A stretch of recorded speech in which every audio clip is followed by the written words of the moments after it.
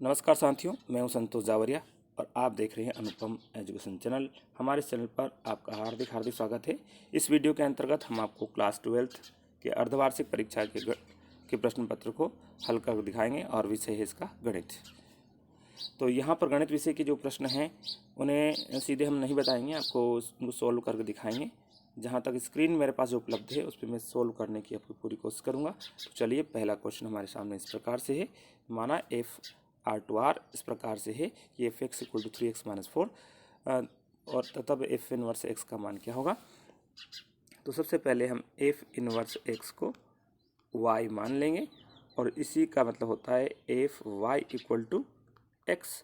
और इसमें fy को हम क्या लिख सकते हैं, इसको हमें fy का मान लिखना है fx की सहायता से। जब fx 3x - 4 होता है तो fy क्या हो जाएगा, 3y - 4 = x। और इससे y को सेपरेट करेंगे तो ये क्या हो जाएगा, x + 4/3। अब y क्या है, y तो हमारा f इनवर्स x है, क्योंकि हमने शुरुआत में ही f इनवर्स x को ही y माना था। तो हमारा ये f इनवर्स x = x + 4 + 3 हो जाएगा, x + 4/3 हो जाएगा। इसलिए हमारा राइट आंसर कौन सा है, बी वाला है। अब इसके अगले क्रम में देखिए, माना समुच्चय f में r AB A = B - 2 B > 6 द्वारा प्रदत्त संबंध है, तब निम्न में से सही उत्तर कौन सा है। देखिए भाई, आपको सीधे इस कंडीशन को देखना है। यहाँ पर b 6 से बड़ा होना चाहिए, तो b यानी बाद वाला ऑप्शन, इसमें बाद वाला कौन सा है, 6 से बड़ा होना चाहिए। तो ये आंसर तो कट गया, क्योंकि इसमें बाद वाला अंक जो 4 है, इसलिए हम इस आंसर को रिजेक्ट कर देते हैं या इसको नेगलेक्ट कर देते हैं। उसके बाद में यहाँ पे आप देख पा रहे हैं कि ये जो संबंध है इसमें बताया गया है कि a जो है, a मीन्स पहले वाला क्रमित युग्म का पहले वाला अवयव, तो वो जो है वो b से 2 कम होना चाहिए। a जो है b में से 2 घटाने प्राप्त होता है। तो देखिए, ये कौन सा आंसर फिट होता है इसमें, 6, 8, क्योंकि 6 8 से 2 कम है और 8 जो है वो 6 से अधिक भी है। इसलिए राइट आंसर हमारा कौन सा है, सी वाला है। इसके अगले क्रम में चलिए, यहाँ पर बेसिक थ्योरी है। यदि फलन f(x) किसी समुच्चय a से a पर परिभाषित, तब f व्युत्क्रमणीय फलन होगा जब फलन अनिवार्यतः एक ही मच्छादक है। देखिए, ये बेसिक कॉन्सेप्ट है। किसी फलन के जो व्युत्क्रमणीय होने के लिए फलन को एक ही मच्छादक होना चाहिए। उसके बाद में देखिए, नेक्स्ट क्वेश्चन है। माना r रेखाओं के समुच्चय L पर प्रतिबंध L1 R L2 द्वारा परिभाषित है। यदि L1 L2 रेखाएं लंबवत हो, देखिए संबंध किस प्रकार का, लंबवत हो, ये फोकस करना है। तब R किस प्रकार संबंध है, तो देखिए यहाँ पर हमें तीनों गुणों का अध्ययन करना है, सममित, स्वतुल्य, सममित और संक्रामक का। तो तीनों गुणों का अध्ययन करने के लिए सबसे पहले हम L1 R L2 लेते हैं। तो इसका मतलब होता है कि L1 और L2 परस्पर लंब है। अब L1 L2 पर लंब है, तो अब यदि L2 के स्थान पर भी हम L1 लिख देंगे तो L1 L1 पर लंब है, तो कोई रेखा स्वयं पर लंब नहीं होती। इसलिए इसमें स्वतुल्य वाला गुण तो हो ही नहीं सकता। अब जो स्वतुल्य नहीं है तो ये पहले वाला ऑप्शन खत्म हो जाता है। और तुल्यता संबंध के लिए किसी संबंध को स्वतुल्य भी होना चाहिए, सममित भी होना चाहिए और संक्रामक भी होना चाहिए। तो यहाँ पे तुल्यता वाला भी कैंसिल हो गया, क्योंकि तुल्यता के अंदर स्वतुल्य वाला गुण होना चाहिए, इसलिए कैंसिल हो गया। अब हमारे पास 2 ऑप्शन बचे हैं। अब हम क्या है, देखिए L1 R L2, L1 L2 पर लंब है तो L2 L1 पर लंब है, तो इधर से इधर सत्य है, तो बाएं से तो L2 लंब है L1 पर, ये भी सत्य है, तो ये सममित भी है। साथ में अब हम संक्रामक देखते हैं। तो संक्रामक के लिए यदि L1 लंब है L2 पर और L2 लंब है L3 पर, तो डेफिनेटली L1 लंब होगा L3 पर। कैसे होगा मैं बता देता हूँ। भाई 3 लाइनें हैं, अब 3 लाइनों को हम सीधे x, y और z अक्ष मान लें। तो x अक्ष y अक्ष पर लंब है और y अक्ष z अक्ष पर लंब है, तो x और z अक्ष भी तो परस्पर लंब होते हैं, इसलिए यहाँ पर संक्रामक भी होगा। इसलिए हमारा राइट आंसर कौन सा होगा, सेकेंड होगा।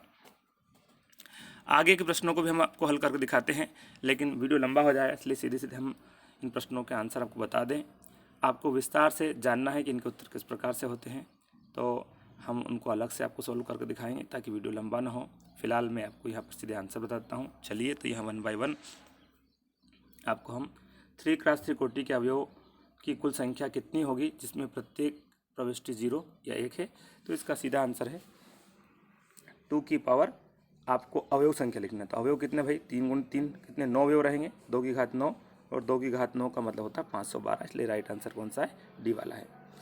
इसके बाद में अगला क्वेश्चन है, इसमें fx दिया गया है, gx दिया गया और फोक का मान पूछा गया है। तो फोक का मान पूछे जाने के लिए g 0 निकालना पड़ेगा, इस तरह से, इसका मतलब ये होता है। और g 0 कैसे निकालेंगे, यहाँ पे एक इसमें 0 रखेंगे तो हमारा -5 आएगा और -5 यहाँ रखेंगे तो 40 आ जाएगा। तो इस तरह से आप लोग देख पा रहे हों कि यहाँ पर इसका आंसर 40 होगा। उसके अगले क्रम में यदि ए बराबर 1 2 3 है तो अवयव 1 2 वाले तुल्यता संबंध होंगे कितनी होगी, तो 2 होगी। उसके अगले क्रम में चलिए, इसके अगले क्रम में चलिए, अगला क्वेश्चन हमारे पास है, एक 5x7 की कोटि के अवयव के प्रत्येक स्तंभ में अवयव की संख्या कितनी होगी, तो वो कितनी होगी, 5 होगी। अब इस तरह का प्रश्न हल करने के लिए आपको सीधे कल्पना कर लीजिए, कोई भी और काउंट कर लीजिए। जैसे कितनी रो बनाना भाई, 5 बनाना, तो 1 2 3 4 5। इसमें अवयव आगे कितने, 7 7 है, ये ऐसे 7 7 है, आगे 7 मान लीजिए आप लोग। तो आपसे पूछा प्रत्येक जो है स्तंभ में कितना अवयव होंगे, तो स्तंभ ये वर्टिकल जो होते हैं स्तंभ होते हैं, तो इनमें काउंट करेंगे तो आपको कितने मिलेंगे, हर एक स्तंभ में 5 5 अवयव मिलेंगे। और उसके बाद चलिए, यदि f R to R f x equal to x square plus 1 है और एक्स बिलोंग टू आर द्वारा परिभाषित एफ इनवर्स 5 का मान क्या है। तो देखिए, इसका अस्तित्व नहीं है। अब क्यों नहीं है वो हम आपको बता देते हैं। अभी इससे जस्ट पहले हमने एक प्रश्न पढ़ा था, यहाँ पर आप देख पा रहे हैं क्वेश्चन नंबर 3 है, जिसमें लिखा है कि व्युत्क्रमणी यानी इन्वर्स निकालने के लिए उसका एक अच्छादक होना जरूरी है, और एक अच्छादक नहीं होता है तो उसका अस्तित्व नहीं हो सकता। तो उसी के आधार पर इस प्रश्न का आंसर यहाँ पर होगा अस्तित्व नहीं है। अब क्योंकि ये एक और अच्छादक नहीं है। अब ये एक और अच्छादक क्यों नहीं है, इसके लिए हमने क्वेश्चन बैंक के क्वेश्चन को पूरा सोल्व करके हमारे पिछले वीडियो में बताया है। तो आप वहाँ पर देखेंगे तो आपको पता चलेगा किस प्रकार से हम देख पाते हैं कि अस्तित्व होता है या नहीं होता है, एक ही होना, अच्छादक होना, क्या कंडीशंस होती हैं, इनको आप विस्तार समझ पाएंगे। चलिए आगे की ओर चलते हैं। माना स्टार एक द्वि आधारित संख्या इस प्रकार परिभाषित है कि a star b equal to 7a plus 9b, तब 3 स्टार 5 क्या होगा। तो भाई यहाँ पर a के स्थान पर 3 मान लीजिए और b के स्थान पर 5 मान लीजिए और सोल्व कर लीजिए। तो ये हो जाएगा 7 × 3 प्लस 9 × 4। इसको सोल्व करेंगे तो ये 21 धन 36, और 21 और 36 कितना होता है, 57 होता है। ये राइट आंसर कौन सा होगा, 57 होगा, इसलिए इसमें ये 57 है। इसी के अगले क्रम में हमारे पास क्वेश्चन इस तरह से है, sine inverse x equal to y. तो आप अच्छी तरह जानते हैं कि वाई यानी रेंज क्या होगी, तो रेंज इसकी -5/2 से -π/2 से π/2 तक होती है। ये बेसिक थ्योरी है, तो आप सीधे आंसर हमने बता दिया है। और उसके बाद में साइन कोट इनवर्स एक्स का मान क्या होगा। तो देखिए, रूपांतरण फार्मूले से कोट इनवर्स को आप बदल देंगे, तो कोट इनवर्स को जब साइन बदलेंगे तो साइन कैंसिल हो जाएगा और बाकी आंसर बच जाएंगे। सीधे किसका प्रयोग करना है, रूपांतरण फार्मूले का। इसके बाद में tan इनवर्स एक्स बटे y minus tan inverse x minus y upon x plus Y.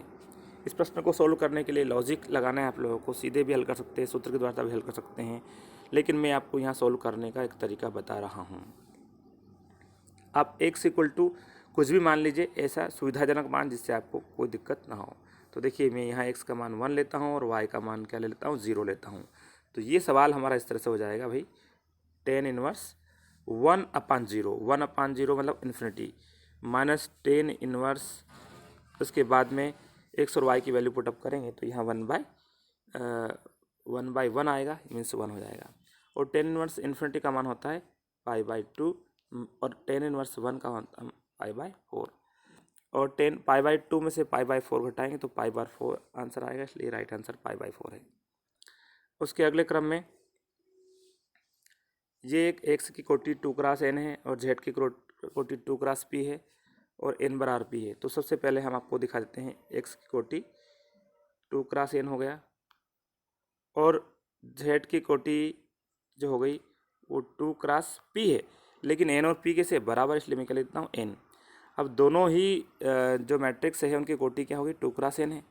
तो हम कैसे अवयवों को जोड़ सकते हैं, घटा सकते हैं, जिनकी कोटियाँ समान हो। तो यहाँ देखिए x और z को घटा रहे हैं और दोनों की कोटि कैसे समान है, इसलिए 2 क्रॉस n होगा। जैसा कि फिजिक्स में आप पढ़ते हैं, समान इकाइयों वाली या समान मात्रक वाली राशियों को जोड़ सकते हो, घटा सकते हैं, वैसे ही समान कोटि वाले अवयवों को जोड़ सकते हो, घटा सकते हैं, इसलिए कोटि क्या होना चाहिए, 2 क्रॉस n होना चाहिए। इसका बेसिक आंसर है।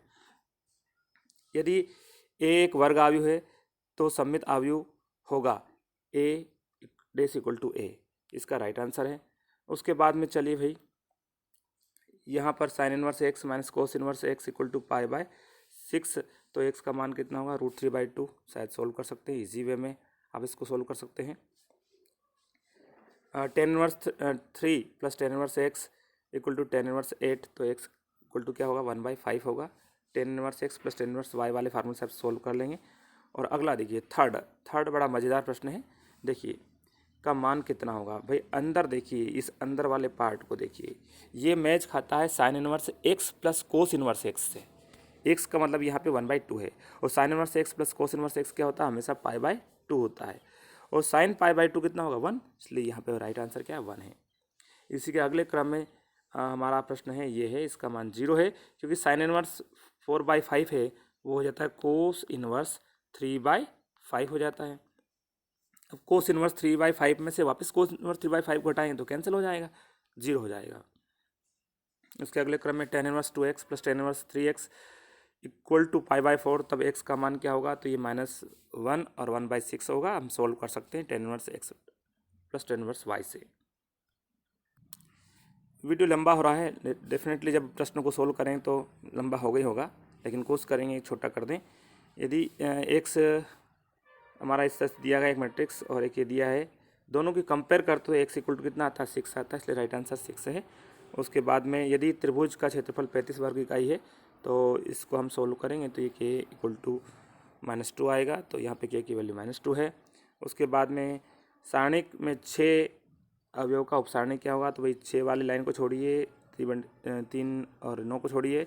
अब इधर क्रॉस में गुणा करें तो क्रॉस में क्या 1 और 8 है, तो 1 और 8 का गुणा करें तो कितना जाएगा 8, और इधर 7 और 2 गुणा करें तो कितना जाएगा 14, 8 माइनस 14 कितना होता है, -6 होता है, इसलिए -6 यहाँ पर आंसर है। अगला आ रहा है बेसिक प्रॉपर्टी है, यदि a और b दो व्युत्क्रमणीय अवयव है तब a b इनवर्स का मान क्या होगा, b इनवर्स a इनवर्स। इसको सोल्व करेंगे, क्रॉस गुणा करेंगे तो हमारे पास बनेगा कोस a प्लस b वाले फार्मूले से कोस 90 बनेगा, कोस 90 का वैल्यू होती है 0, तो यहाँ पे वैल्यू कितनी होगी, 0 होगी। अगला आ रहा 3 क्रॉस 3 कोटि का अवयव है तब सारणिक में उपसारणिक की संख्या कितनी होगी, तो वो 9 होगी। उसी के अगले क्रम में सारणी का मान निकालना है, तो भाई इस पहले ये क्रॉस गुणा करेंगे विकर्ण वाले का, वो p² आएगा, फिर इधर वाला गुणा करेंगे तो ये क्या जाएगा, p² - 1 आएगा। अब इस माइनस का अंदर गुणा तो ये माइनस हो जाएगा और ये क्या जाएगा, प्लस हो जाएगा, इससे कैंसिल हो जाएगा, तो 1 वैल्यू आएगी। इसके बाद में देखिए 8वां, बहुत ही सरल प्रश्न है लेकिन ज़्यादा खतरनाक देख कर डर जाते हैं। आपको क्या करना है, R1 में R1 plus R2 plus R3 या R3 में जोड़ लीजिए, R3 में आपको कर देना है R1 plus R2 plus R3 वाली प्रॉपर्टी लगा देना है। तो इसमें क्या हो जाएगा, लास्ट वाली रो में 1 plus a plus b plus c हो जाएगा। लास्ट वाली रो में क्या हो जाएगा भाई, ये 1 1 1 तो है, a b c भी है, और यहाँ पर 1 plus a plus b plus c ऐसा हो जाएगा, 1 plus a plus b plus c, तीनों में ऐसा हो जाएगा। और 1 plus a plus b plus c common जब ले लेंगे तो हमारे पास बच जाएगा 1 1 1 a b c, और यहाँ 1 1 1, और बाहर आ जाएगा a plus b plus c common आ जाएगा। लेकिन किसी भी मैट्रिक्स में 2 कॉलम सेम होने पर उसकी वैल्यू 0 होती है, इसलिए पूरा मान क्या हो जाएगा, 0 हो जाएगा, इसलिए राइट आंसर 0 है। अगला है 3 क्रॉस 3 कोटि के वर्ग अवयव में k का मान क्या होगा, बेसिक प्रॉपर्टी k³ a हो जाएगा। जितनी कोटि होती है उतना ही हम k की क्यूब लगा देते हैं। मान लो 2 क्रॉस 2 कोटि का होता है तो इसकी वैल्यू क्या हो जाती है, k² a हो जाती।